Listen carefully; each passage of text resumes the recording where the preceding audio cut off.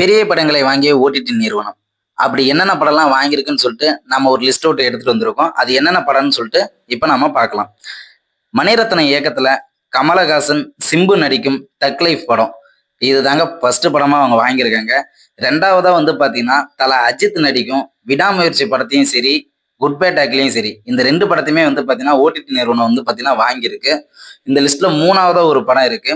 சூர்யா நடிக்கும் ரெட்ரோ படத்தையும் வந்து பாத்தீங்கன்னா ஓடிடி தான் வாங்கியிருக்காங்க.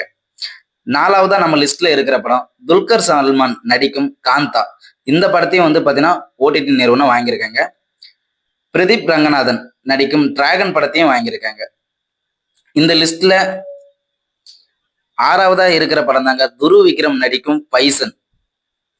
இந்த படத்தை ஓடிடி நிறுவனம் வாங்கியிருக்காங்க. ஏழாவதா இருக்கிற படம் தான் வைபவ் நடிக்கும் பெருசு. இந்த படத்தையும் ஓடிடி நிறுவனம் வாங்கியிருக்காங்க.